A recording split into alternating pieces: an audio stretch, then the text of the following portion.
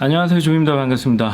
오늘은 제가 문득 이런 생각이 들었어요. 제 옛날 페이스북에 글이 오늘 추천으로 떴더라고요. 그래가지고 봤는데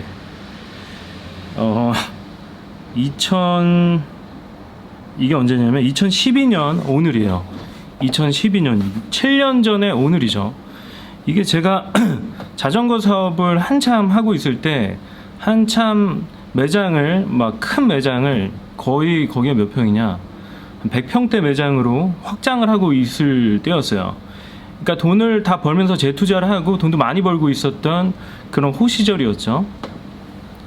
그때는 이제 이 당시는 연매출이 한 15억 정도 됐던 걸로 기억을 해요. 정확하진 않지만 뭐 그 정도였을 겁니다. 15억에서 한 20억 밑에 언저리였을 거예요.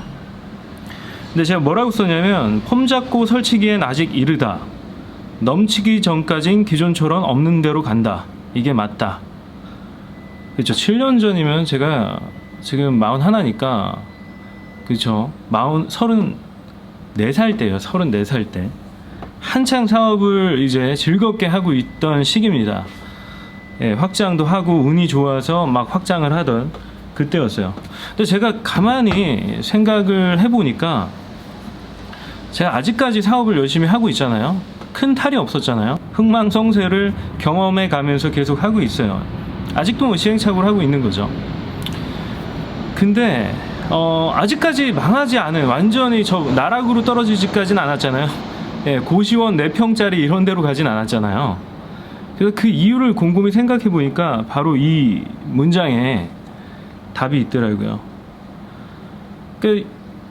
실패를 그렇게 많이 했음에도 불구하고 여러분 저 보시면 아실 거예요. 제 채널을 작년부터 보셨던 분들은 제가 얼마나 시행착오가 많은 인간인지 아셨을 겁니다. 그런데도 아직까지 생존하고 있어요. 잘 살고 있습니다. 뭐 아쉬운 거 없이. 그거는 제가 돈을 그렇게 막 허튼 데 쓰지 않았다는 거예요. 그리고 제 경험상 제가 이제 자전거 사업을 한창 할 때 망하는 사장님들 보잖아요. 어쩌다 망하는지 아세요? 이제 물건을 막 팝니다. 미술을 막 깔아주거든요. 제조업체들이 아니면 수입업체들이. 요즘에는 많이 줄었지만 아마 요즘에는 다 현찰로만 하는 걸로 알고 있어요. 경기가 워낙 안 좋기 때문에 제조업체나 수입업체에서 소량으로만 들여와가지고 이제 현찰 박치기로 하는 걸로 있어요. 미술 잘 안 깔아주는 걸로 알고 있습니다. 예, 아무튼 간에 그 미수로 이제 대출로 받은 거예요. 그러니까 물건을 먼저 받아서 팔아서 갚아야 되잖아요. 물건값을. 근데 그렇지 않았던 거예요.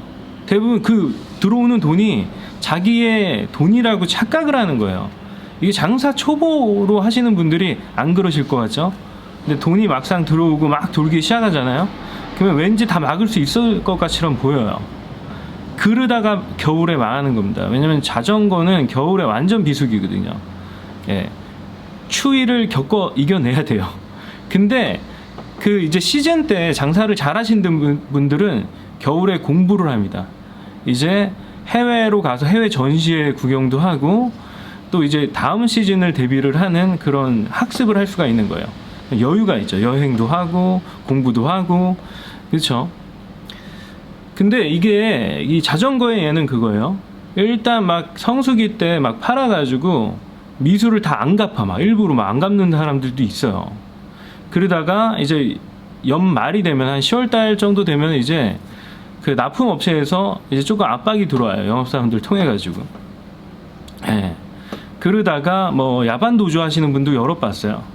예, 특히 온라인으로 그냥 창고 큰 거 어디 남양주 같은 데 얻어놔 가지고 그냥 온라인으로만 겁나 밀어 제끼는 사람들이 있어요. 마진 10,000원 막 이런 거 붙여 가지고. 예.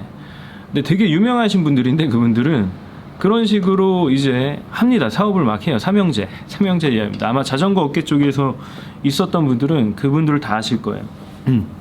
해가지고 막 밀어내기를 합니다. 시장을 완전히 개판으로 만들어놔요. 아주. 예. 비슷한 모델도 오이면으로 막 찍어가지고 막 뿌려 제끼는 거죠. 인기 제품들. 예. 근데 마진을 뭐 10,000원치기 하고 그러면서 이제 볼륨이 막 크잖아요. 막 대출 이빠이 땡기는 겁니다. 예. 그런 식으로 사업을 굉장히 어떻게 보면 레버리지로 굉장히 잘 활용하는 건데 그분들은 굉장히 타짜예요. 그래서 패스. 근데 초짜분들이 그런 거 흉내내시는 분들이 있어요. 그러다 그냥 골로 갑니다. 예, 정말 빚쟁이 되는 거예요. 그쵸. 제가 가만히 이렇게 생각해 보니까 그런 생각이 들더라고요. 사업이 절대로 망하지 않는 법은 번 돈을 쓸데없는 데다 쓰지 않으면 망할래야 망할 수가 없어요. 정말요. 예, 돈을 어떻게 써야 되냐면 여러분들이 사업에 재투자를 해야 돼요. 대부분. 예. 그리고 안전자금을 어느 정도 한 안전자금 어느 정도가 좋을까요? 이건 사람에 따라 약간씩 다른데 자기가 리스크를 추구하는 사람인지 아니면 레버리지를 좋아하는 사람이냐에 따라서 얼마나 성향에 따라서 많이 다른데 저 같은 경우는 한 연매출 기준으로 해서 그렇죠, 한 20% 정도 없을 때는 한 10% 정도에서 20% 정도를 현금으로 항상 쟁겨놨었어요. 10% 정도였던 것 같아요, 대부분. 예. 그쵸. 10%. 그쵸. 10%? 10%도 안 되는구나. 예.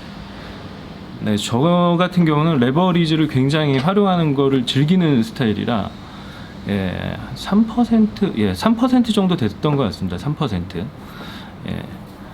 그쵸. 아무튼 간에, 항상 이런 안전 자금을 확보를 하고 있어야 돼요. 그래야지만 여러분이 뭔가 위기가 빵 처했을 때 뭔가 현찰로 메꿔가지고 이겨낼 수가 있어요. 그걸 극복할 수가 없어요. 근데 그거를 만약에 막지를 못한다, 예, 뭐 대금 결제를 막지를 못한다, 예, 그런 상황이 오면 이제 힘들어지는 거죠. 굉장히 힘들어지는 거예요.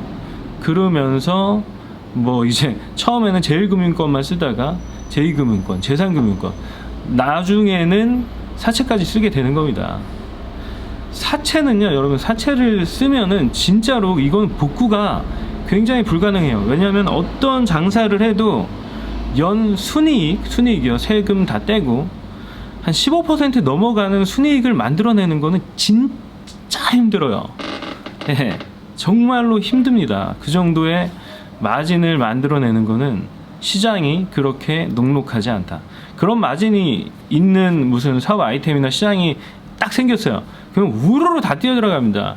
초토화돼요. 2년, 1년, 빠르면 1년, 길면 2년, 3년 내에 그 시장은 이미 레드오션으로 바뀌어요. 피바다로 바뀌는 거예요. 이 블루오션, 굉장히 예쁘고, 예, 에메랄드 빛깔의 그 물 색깔이 이제 피라냐들이 가득한, 예, 그런 시장으로 바뀌어요. 그러면서 이제 죽을 업체들은 다 죽고 살아남는 업체만 살아남아가지고 이제 또이 뭐 이렇게 생태계가 균형을 맞추는 거죠. 그리고 한 번은 또 제가 쓴 글 중에 이런 게 있더라고요. 확실히 제가 사업을 하는, 적극적으로 하는 과정 중에 썼던 글들이 굉장히 임팩트가 있게 느껴지더라고요. 뭐냐면은 아무리 여러분이 운이 진짜 좋았어요. 기똥차게 운이 좋아서 이 사업이, 이 시장이 빵 터지기 직전에 들어갔다고 쳐봐요.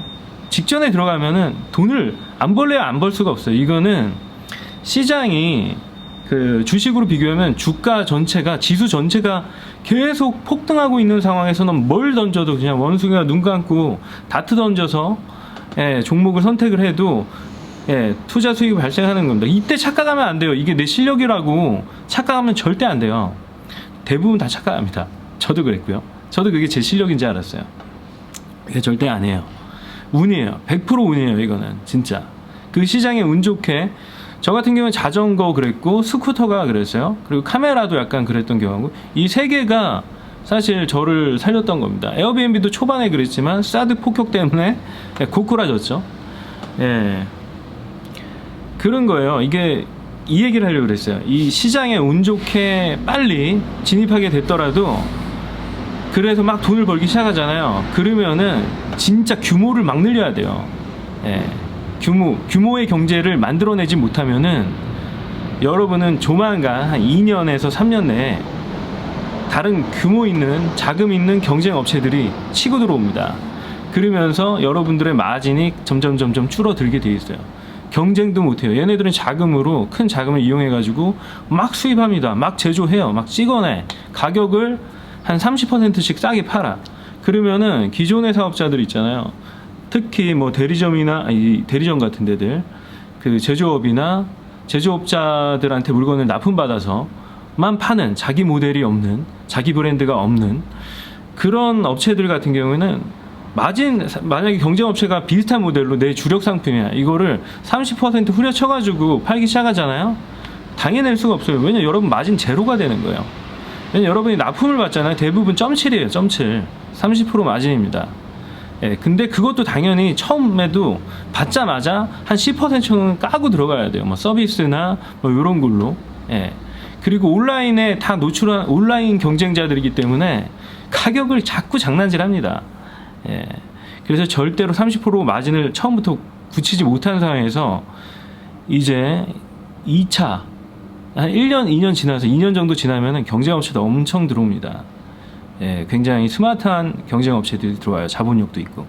그럼 여러분 그 전에 자기 브랜드를 갖추지 못하면은 그냥 나락으로 떨어지는 거예요. 그렇게 되는 거예요. 그렇게 운이 좋아서 2년 동안 엄청 막 호의호식하면서 살아. 예. 아, 나 이제 성공했어. 막 이런 착각을 막 하면서 사는데 금방 고꾸라집니다.